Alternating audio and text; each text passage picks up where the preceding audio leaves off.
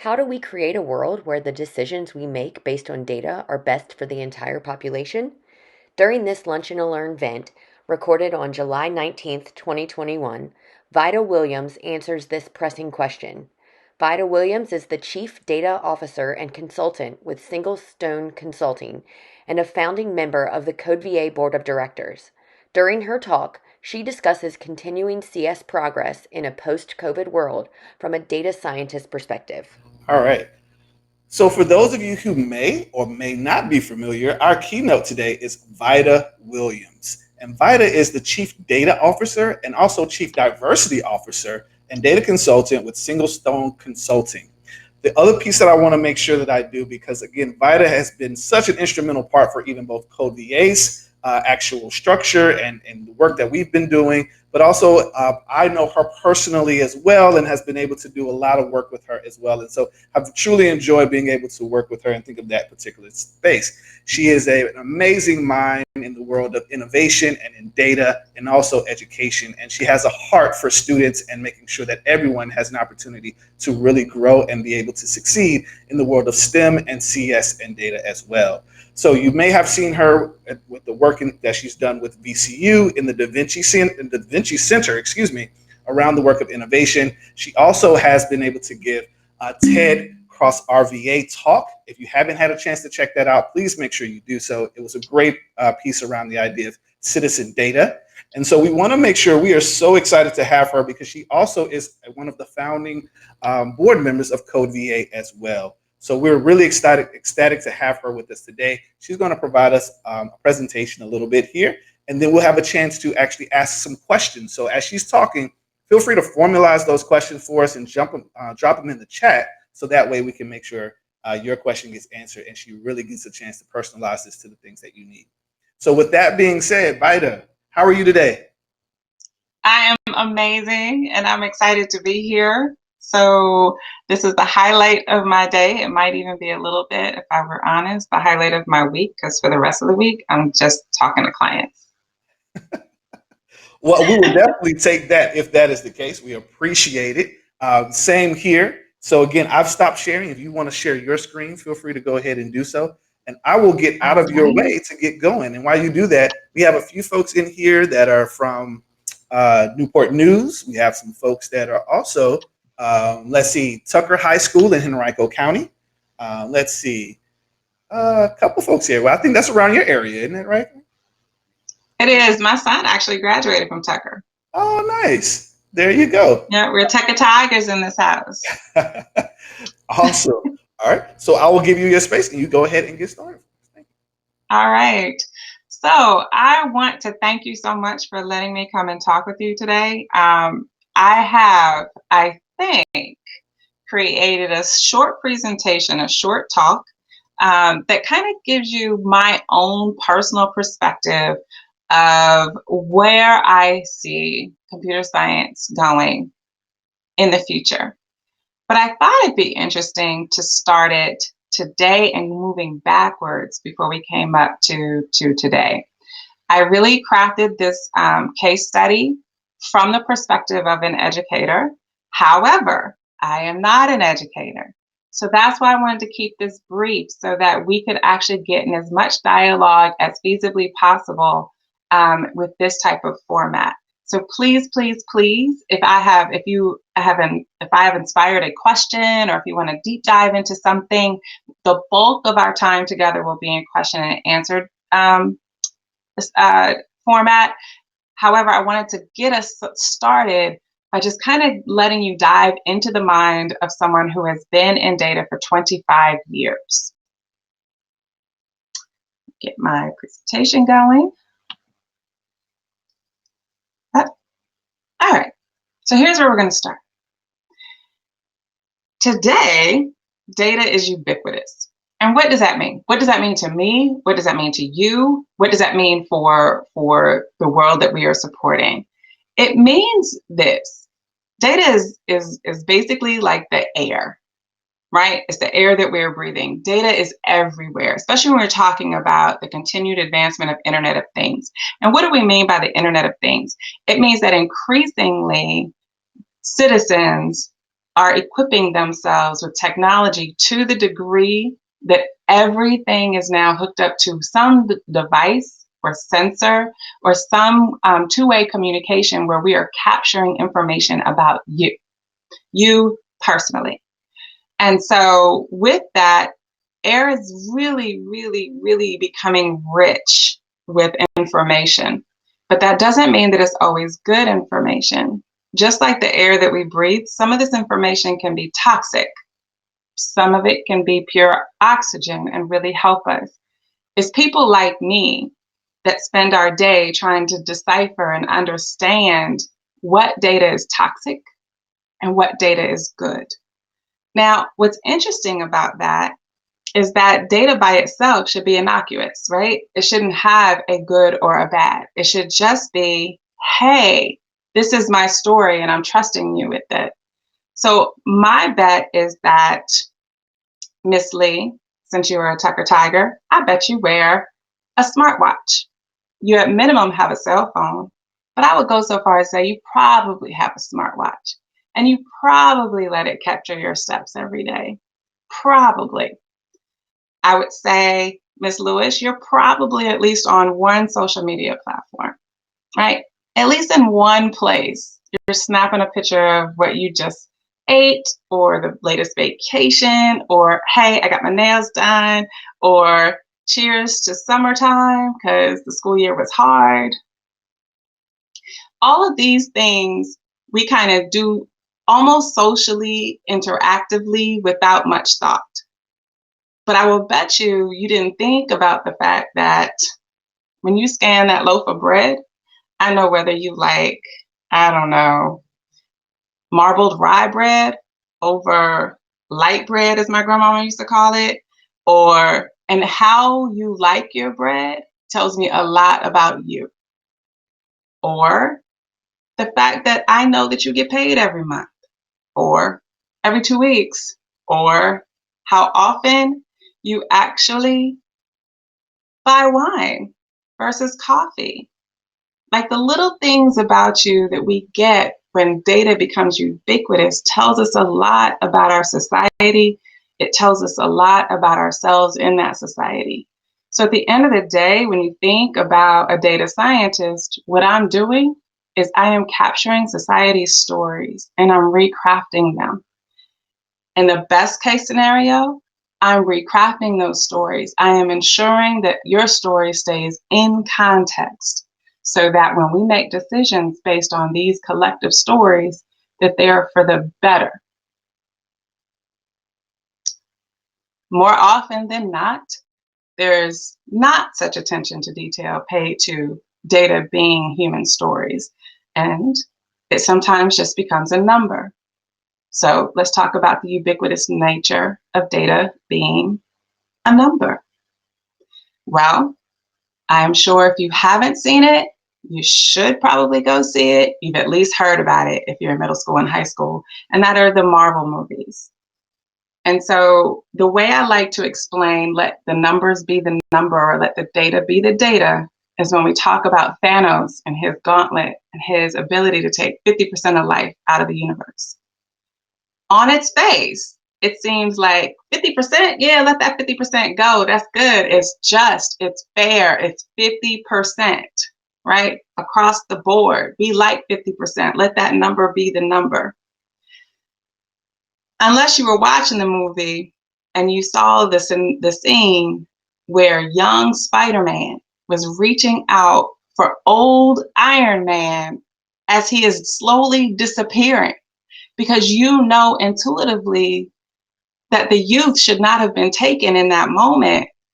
In that moment, he had so much more to offer, so much more to give. And Iron Man's about his, that ticker's about ready to go.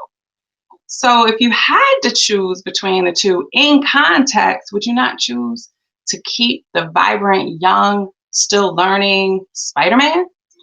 Or would you choose to keep Iron Man? Or would you want to be in charge of that decision at all?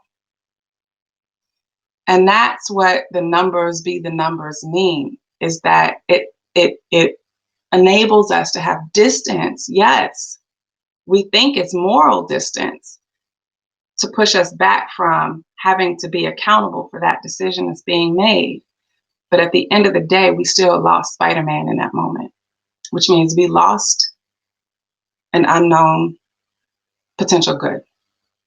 So that's where we are in the world of data today, is we are looking at how do we make human decisions when the data is too voluminous and it's moving at us way too fast.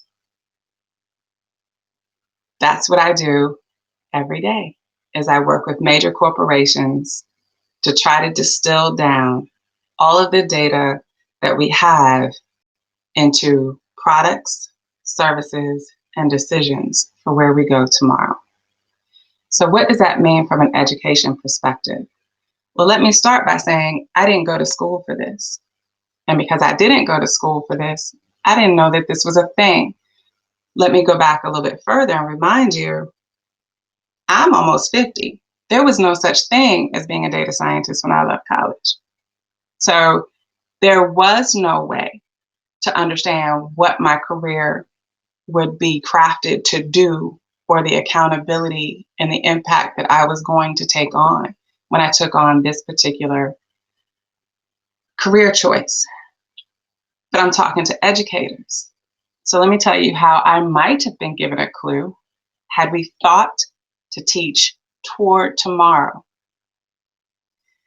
The practice of data is very much an interdisciplinary topic. It requires, and many, many, many kids, many youths, especially when I was a professor, would come to me and say, hey, I want to do what you do. What do I do? I took all of the maths, I took all of the computer science courses, what do I need to do next? And I often explain to them that they're going to suck at their job, very seriously, because they're going to be the math people. They're going to let the numbers be the numbers people. They're going to let the data be the data people. And they're not going to understand that it requires a great deal of societal context in order to place those numbers into any type of sense, let alone common sense from which decisions can be made. And this is the number one case that would illustrate and indicate that any data scientist coming out, any data engineer coming out, and I can make an argument that any computer scientist coming out or computer technologist coming out needs to have an interdisciplinary understanding of the work that we do and the context and effect that it happens in. The case between Kelly Miller, W.E.B. Du Bois, and Frederick Hoffman underscores the need for us to truly understand how the work that we do in data actually impacts society over the long haul. And thus, I can make an argument that just like we teach the Industrial Revolution and its effects, we probably need to teach the innovative or technology revolution. And we need to teach it in context of American history. So let me start by explaining that Frederick Hoffman was a renowned actuarialist for Prudential Life Insurance. I'll go so far as to say he's so esteemed because he actually founded the American Cancer Society, because he began to use data science to understand the factors, the societal factors, the environmental factors that were contributing to cancer. So he's really held up as amazing in our country and with the benefit that he was able to provide, especially around healthcare. But he wrote a 300-page treatise discussing the uninsurability of Black people in America. And these were his two major points. Point A, it is not the conditions of life, but in the race traits and tendencies that we find the causes of excessive mortality.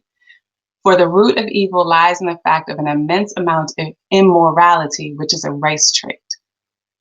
He followed that up with, for some generations, the colored element may continue to make decennial gains, but it is very improbable that the next 30 years will be the last to show the total gains, and then the decrease will be slow and sure until finally we as a people, brown people, Black people, are just gone.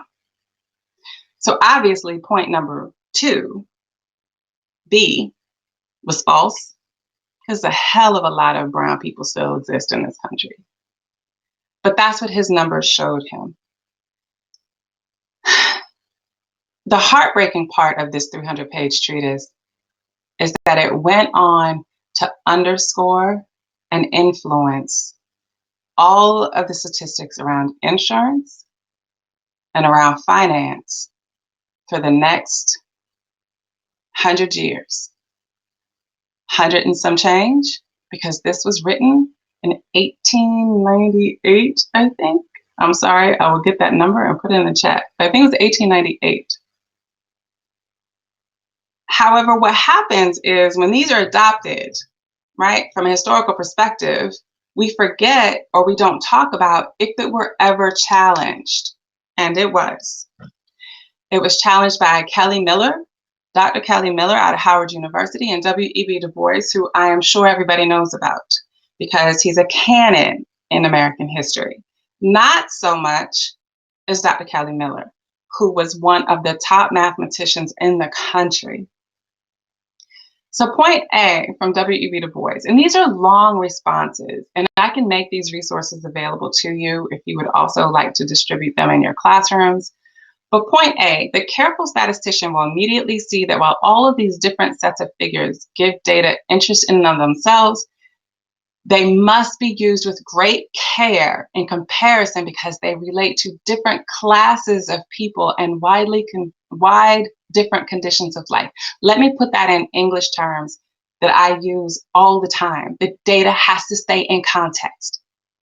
You cannot extract data elements out and just declare their empirical value. Their value is only within context, and it is only within context that you can then see the fullness and the spectrum of the story. And if you really look and read through his response to Hoffman, he will explain to you that the mortality rates of upper class Blacks at that same time period was the same as the immigrant class that was coming over here in the United States, and that the mortality rate, the death rate of Black Americans in the lower class was the same as the lower class of the United States, race agnostic. Kelly Miller. But freedom from conscious personal bias does not relieve the author of imputation of partiality to his own opinions beyond the warrant of the facts which he has presented. This is probably the most important aspect of data science today. And that is that we can double down on our biases, because who's going to challenge it?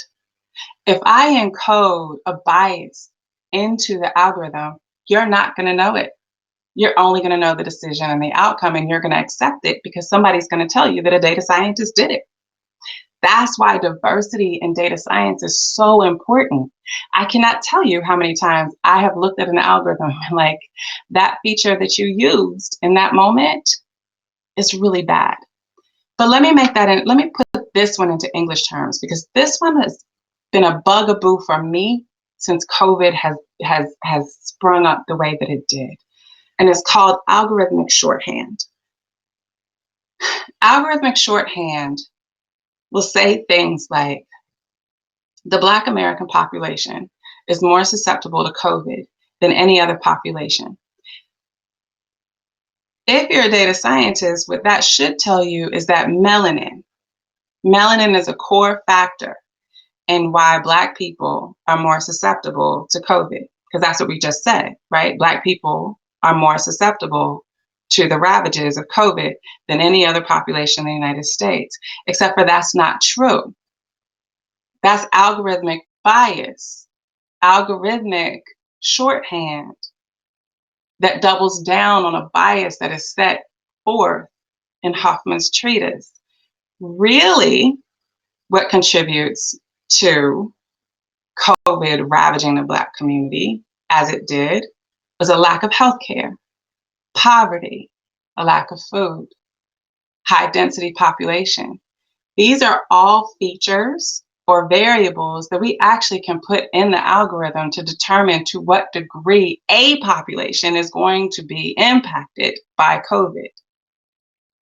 But when we talk about it in the media, we use algorithmic shorthand and we just say it's all the brown people.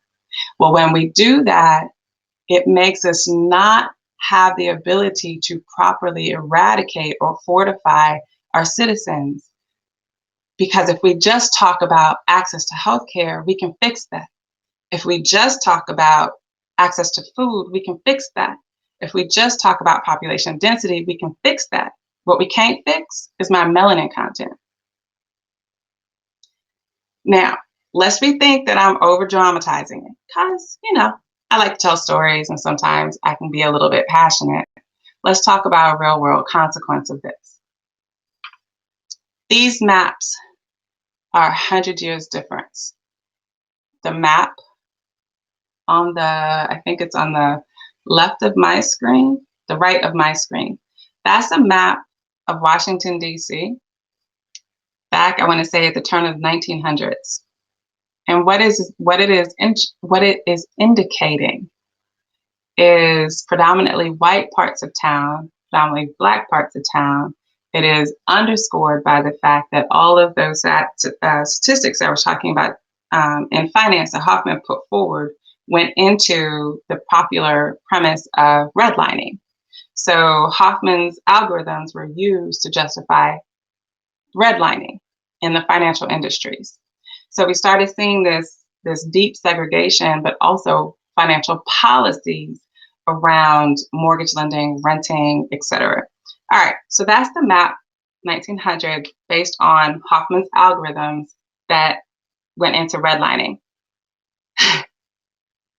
Let's enter Amazon's Prime when they started their Prime delivery service. That is the map on the left. They decided not to use race for the exact same reason that I just indicated a second ago about COVID, which was, hey, how about we don't use the algorithmic shorthand and we actually deal with some of the features and the factors? Okay, but when they did, they found that so entrenched were the consequences of these algorithms that they had, by accident, started not delivering to the Black sides of town, the predominantly Black citizens in their region of DC, because of the features of purchase power and other economic factors.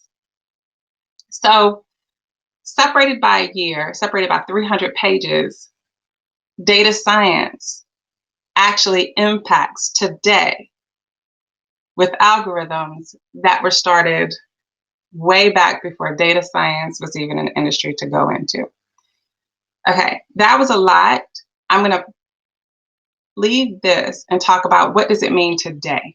What does it mean today so that we can actually get into conversation? Because other than that, this I think is a lot of heady information and I want to be able to answer the questions you might have as it relates to it. But what do we do today? How do we create a world where information is useful and relevant to the questions that we are asking it? How do we create a population who is going to be more instrumental in ensuring that the decisions that we are making based on data are decisions that we should be making for the whole population? I have a couple ideas. One, be graceful with our kids. I am one of those who entered into a career where it did not exist when I left college. It didn't. My grandmother wanted me to be a doctor. I didn't want to be a doctor. I didn't take any maths. I didn't take any sciences. I was full rebellion. Nope, not going to be a doctor just because you want me to be one.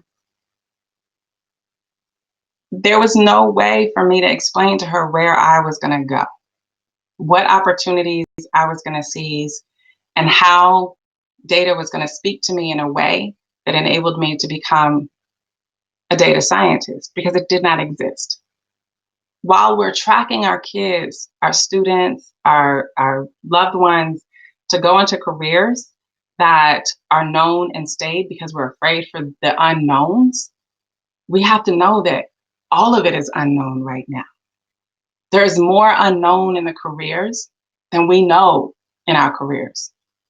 So then what do we do as teachers, as mentors, as professors, as community members? We give them as much exposure as possible. I am a huge advocate of interdisciplinary learning.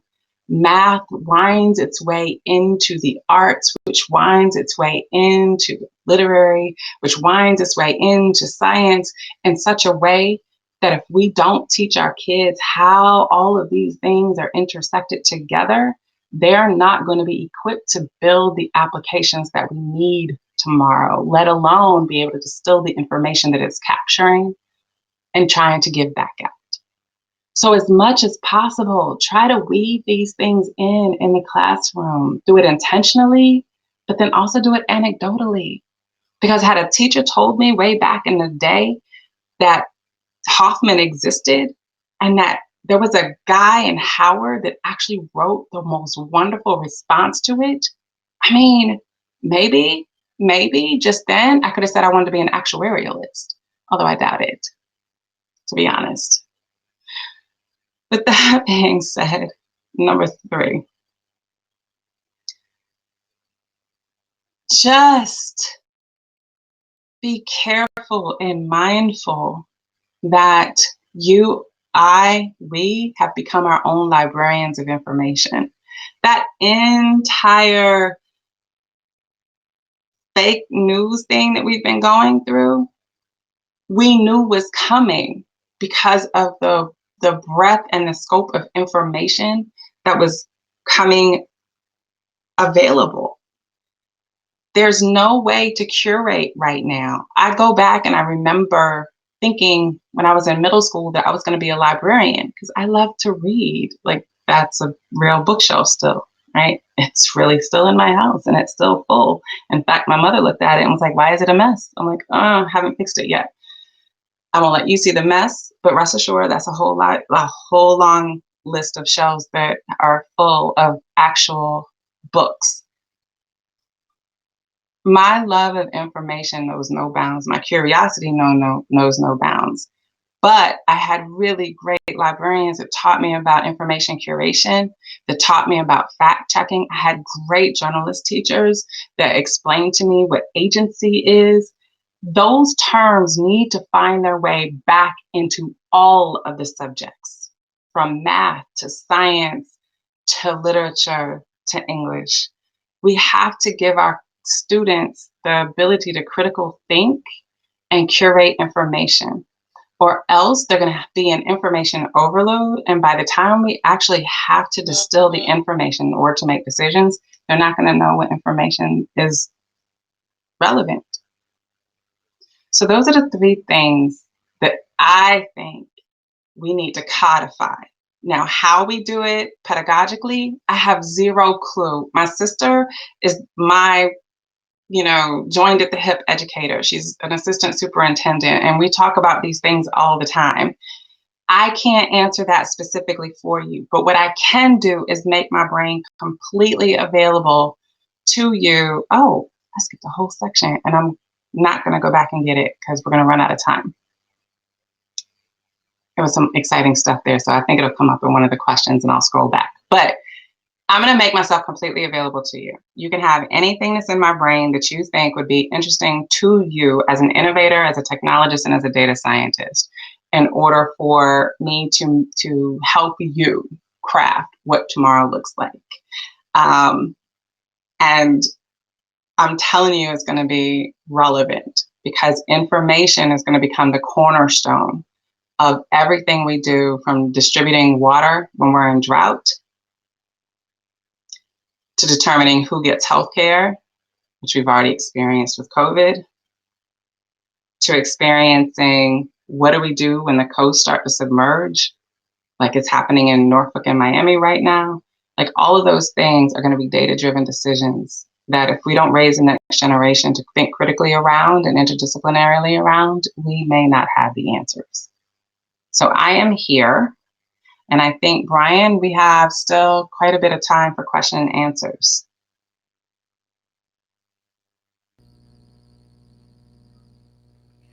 Awesome. Well, so first, thank you so much for that. That was actually really, really interesting. And I know that probably perked a lot of different questions for folks in this space. So if you have questions, please go ahead and drop those in the chat, and we'll want to make sure that those get answered for you as well. So let's see. That was a few things that I sort of blew my mind that I didn't know of. So I'm really excited to kind of speak a little bit further about that. One of the questions that I was really wondering, though, from your perspective in the work that you do, is thinking about the idea of sort of as your work as a consultant and a chief diversity officer and a chief data officer, how do those things overlap? You spoke a little bit about that idea now, sort of the history of that and how it sort of caused some of those problems. How does your work in those roles help to sort of either address those things? I'm going to scroll back a little bit to these two because it answers that question. If you've not had a chance to read it, Ryan or teachers, I would definitely recommend reading Kathy O'Neill's Weapons of Math Destruction. It is an awesome book. And see, I told you there's a whole library here. It's an awesome book. But algorithms can go wrong, and even a deeply destructive effects of good intentions. So here's the thing. In 2019, Congress passed the Algorithmic Accountability Act. And what that says is that we are held accountable as data practitioners for algorithms that go wrong, right? That have catastrophic effects or even just have unintended but bad effects. And so where do they overlap? They overlap because I have the opportunity and the privilege to be part of a wide array of large scale companies. My portfolio includes Freddie Mac, USAA, Capital One, Anthem. I could go on. So I have an opportunity to really talk to chief data officers, chief tech officers, senior data engineers, enterprise architects about how they are comprising their data and how they are comprising their machine learning and AI algorithms and the impact that they're going to have. What does that have to do with me as a diversity officer? This is catching. So the mathematicians urged colleagues to boycott in the wake of killings. This was probably, I really wanted this to make somebody's worldwide news network, and it didn't. What it says is that people like me who sit in offices and are theoretically in front of their computers all day don't have a dog in the social fight. And that is as wrong as can be. Our children, our loved ones, they are affected by social hullabaloo. Last summer, mathematicians boycotted all of the law enforcement agencies across the country and said that they will no longer work on algorithms that will predict criminality, because the features that went into those algorithms wrongly biased against certain populations in our country. That's how they overlap for me. Is because we're telling our country's stories and we're making them into algorithms that are decision-making, that are life-threatening in some cases. And so if we don't have clarity on who we are as a country, when we are a country that is as diverse as the world's populations and ethnicities, religions, sexualities, and genders, then no one else in the world can do it either. So we have to do it here. We have to have the intersection of those things. Obviously, I'm very passionate about that. No, as you should be, and it's exciting to have you be that passionate, to have someone in the field that is as passionate about it as you are. One of those things I'm going to switch gears just a little bit, thinking about from the lens of sort of the educator in the classroom space. What do you feel like from your experience, from your perspective, sort of having a lot of the access to the data that's out there and sort of having a chance to sort of play around with it, if you will? What do you think are sort of the two most valuable things students should be gaining from a high school education in the 21st century? Oh man, so much, all of the things. I think honestly, if I were to choose two, if I could only choose two, I would say the first one is inspiring insatiable curiosity. because and that's not topical, right? It's not a class. Hey, here's my class. Come learn how to be curious, right? And we like to think that curiosity is a personality trait. Like, oh, they're just a precocious, curious person. I can't tell you how many times people called me that coming up at the same time going, did she have to say that? That went along with precocious and curious. But the point is, I don't think so. I think we beat it out of everybody. I think that we nurture curiosity away because curiosity, by definition, is the investigation of the unknown. It could be only unknown to me. It doesn't have to be unknown collectively, but curiosity, by definition, is willingness to go into a space that is unknown. Well, how the heck do we think we're going to solve some of these problems if we don't start getting really curious about why they exist?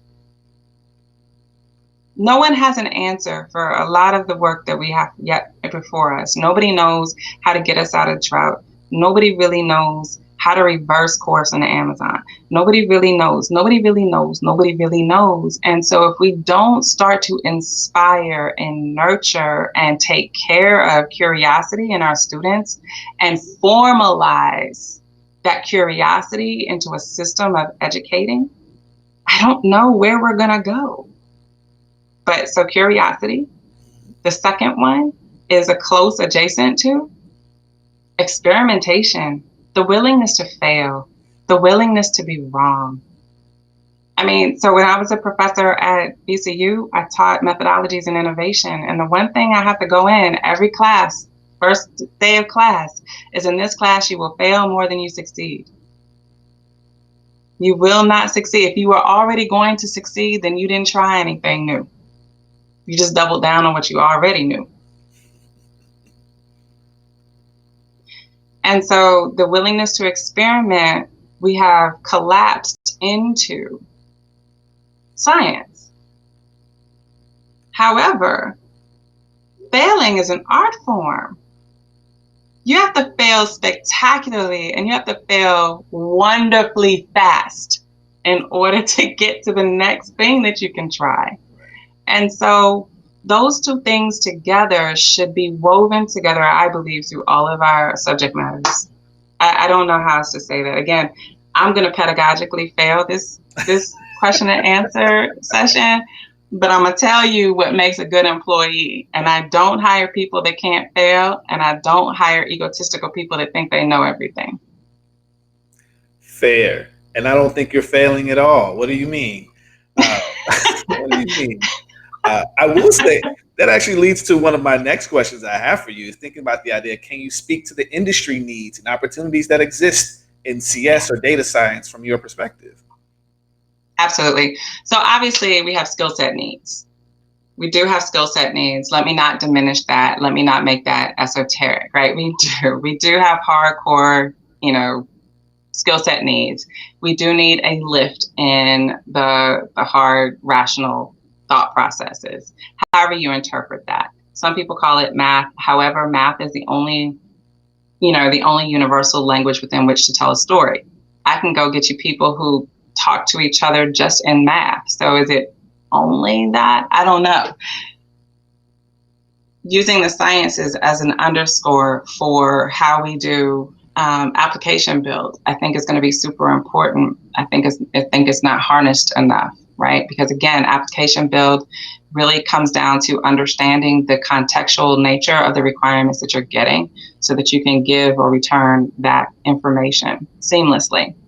Hardcore mathematics skills is necessary. I mean, you can't be a data scientist if you can't, write algorithms or at least understand how to design them, which oddly enough, for my English teachers in the world, it's just like diagramming freaking sentences. When we stop diagramming sentences, we've totally destroyed the potential for coders. We have got to get diagramming sentences back into the curriculum because that is the fundamental thought process of coding any structure at all. So, I mean, I can go on with those examples, but those skill set builds are going to be very important. And then I would say the other part is that interdisciplinary nature of understanding the innovation revolution that we are currently in. What were the effects of the Industrial Revolution so that we can maybe make some progress in mitigating some of the negative effects effects of the Industrial Revolution with the technology revolution. We have not knit those two things together just yet, and we need to from an educational perspective so that kids can come out understanding what their call to action is going to be. And I'll take it a step further, and you should probably read Robin Kimmerer, Braiding Sweetgrass. I told y'all it's a library over here. Braiding Sweetgrass is about the indigenous understanding of our world. And so if you put these two things together, you actually have an entire way that we probably need to start solutioning for some of the things that are on the horizon. I love that, and I love that you have it right next to you. That is awesome. Brian, you know I do because you've been in my house. That is so fair. I love that. And then, even in your presentation, you spoke a little bit about this idea of context and how important it is in terms of data as we go along. So I think for me, that's one of those things where it's really, really interesting that in a lot of the schooling spaces, we've started to remove that from a lot of the opportunities, especially in a lot of math cases or things of that nature. That context often gets sort of pushed away. So what I'm wondering to you is, as we think about like this sort of idea of big data, you spoke about it being voluminous enough to answer these human decisions or make these human decisions. I love that thought process. So what does big data and data in general look like as it becomes part of the K-12 classroom? Like just thinking about that, not necessarily pedagogically, but what do you see that? How does that look? So I honestly think that it starts looking like bringing spreadsheets into elementary school, right? And I'm sorry to bring up spreadsheets, but spreadsheets is really right now how the human brain associates numbers one to another, right? It's very much in this tabular format. Raymond, I will make sure I put them in the chat before I leave. And so I think but I also think, I was with my niece, and yes, I'm still a precocious kid. And so we're doing, our things that we do, because in COVID, of course, we started setting up FaceTime dates. And there were a couple things that we would do together. We would play those logic problems, where they have the grid and you have these, these features and these aspects, and you're trying to figure out, like playing the game Clue, who did the thing that the logic problem is asking. It looks like that because big data shouldn't be big. If you have big data, it's because you don't understand it, right? That's what I'm trying to consistently tell corporations who are playing the big, my data is bigger than yours. No, you don't want it. You want to know how to use it. That's the point. And I said that a little bit too risque, but I mean it that way. You have to be able to use it. If you can't use it, then it doesn't mean anything. So when you're starting that at the younger ages, you're really starting that critical thinking of understanding what is the relative nature of the information. What does it mean? Where is the negative space in the data so that you can understand where your gap is, right? Where you don't have information that you need in order to answer the question, right? By the time you're in high school, these kids should already be able to write small programs to pull information in, math problems via coding, right? Like that is such an easy way to start to get that framework together where they're having to pull information in, perform an algorithm, and push it back out the answer. That's where they should be in high school, but you can't get there in high school if you can't do the basic logic problems in elementary school and middle school. And diagram sentences. I, for one, actually really like diagramming sentences, so I'm right. I'm right behind you on that one. So that's a thing. Yes. But even to your point, and I love that idea that if your data is big, that means you're not sure what to do with it. That is just like such a different way to sort of flip that on its head, and versus the way that it's sort of been fed to us in that way, right? That this is a thing, and I love that because it is. If it's big, then that means you're not sure what to do with it. I love that. And even to your point there, and you sort of pitched me the football on this one, so I'm excited about that. But towards the end there, where you're mentioning about what it should look like in high school, and then where students should be sort of starting that spreadsheets in elementary. And so with that being the case, which I think is really great, right? So we started a lot of this work in progress prior to the pandemic happening, right? And what we understand is that the pandemic exposed some inequities across education in general, right? So, and to some degree has even in some data mentioned that there are some learning loss that'll happen. So how do you feel like we can start to kind of get back to that space and some of the progress that has been made, or moving forward with some of that progress post-COVID? So I think this, what I'm going to say could be controversial. And I'm going to say it anyway, because okay.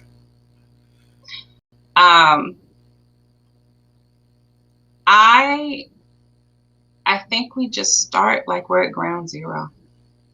If we assume that all the kids have the same baseline, define what the baseline is going to be. You can start it low, you can start it, I would always suggest high expectations, start them at a high expectation, and then assess them where they are. But I believe strongly that we should capitalize on COVID as the reason why we've had educational loss, so that we can fix it across the board. Because this is a reason that everyone is going to grab hold to and agree, right? If we said, hey, there's educational loss due to poverty, well, what do you mean? Maybe that's not why. Maybe it was just lack of resources. Yeah. You think? Okay, so we'll do lack of resources. But why don't they have resources? Like, other schools have resources. Like, of course there's resources. Like, okay, so we can't do that. But you know what? No one is arguing about COVID. No one is saying that COVID has not impacted and changed the nature of education. Everyone is agreeing on that. So then let's start there. Hey, COVID highlighted that all of our kids need access to internet. So can everybody have access?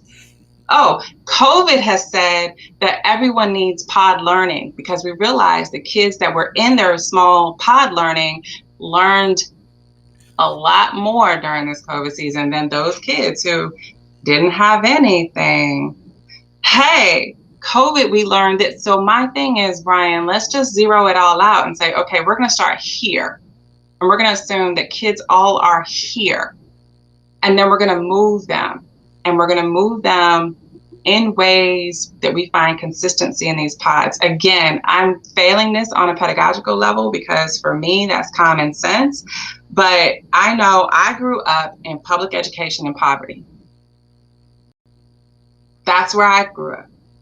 So if I grew up in public education in inner city DC in poverty, and I'm where I am, then that means that we should be able to raise some expectations of all the kids and say, okay, we're going to start here and level set that expectation, and then put education around that and see what happens. I bet you will find some shining stars if we didn't expect them. Just a thought. Fair enough. I think that's a really interesting way to sort of think about it and go about it. I hope there might be some thought process in us being able to get close to doing something of that nature. The last thing that I have, and I know that there's a few questions that popped in the chat. We want to make sure we get those book titles that you did mention, that you grabbed off the shelf there. Make sure we get those in there, because that did come up a couple times. We have a few folks that were really interested about the diagramming synthesis side, and that was a new thing for them as well. And that's a piece. And so just from a side of your work, because I know you do so much with data, you do so much with pieces and information across the board, we just wondered, so as we sort of finish up, what are some things that you do to unplug from the matrix and sort of get away from it all? What are those thought processes, and how might some folks possibly do that as well? I'm a triathlete, so I spend a lot of time on bikes or running or swimming, and with that, I unplug completely. It gives my brain kind of a chance to just be out. I'm also an artist, so I do a lot of just expression through, usually I'm making something, but there's lots of little art forms in that space. So those are the two ways. But what is interesting, Brian, I think when people think about unplugging from the matrix, again, I believe strongly in the interdisciplinary nature of understanding of knowledge. And so I say, hey, I'm going to go do this painting. But then I think about the opera singers whose rational brain lights up when they are singing, right? And it's because music and art have that natural tie to mathematics. etc. Like all of these things are kind of intertwined. So I'm not entirely sure that we can unplug from that. What I do is I unplug from y'all. And that I think more people need to do, right? That we need to actually declare, hey, for these 2 hours, I'm not giving anybody any data about anything, and just be. Because what that also helps us do is quiet our minds so that when we re-engage, we have clarity over what we're thinking about, as opposed to, I don't know if you've ever noticed, but if you stay on Zoom and social media and connected even to your work chat, how loud your brain gets. Right? It just gets so loud. And so sometimes it's just good to just let it go, because if you stay too loud too long, you get mental fatigue that you can't control. And so you can't think clearly, and then that's where misinformation seems to make sense. You lose your ability to critical think. So yeah, I unplug altogether. I will fall off the grid in a second. I love that answer, and I love how you connected it back. Great job on that one. So, Vida, what I want to do is thank you once again for being here and spending this time with us. It's about time for folks to start heading back, but we definitely want to thank you again. If you would drop some reactions in there, that is so awesome.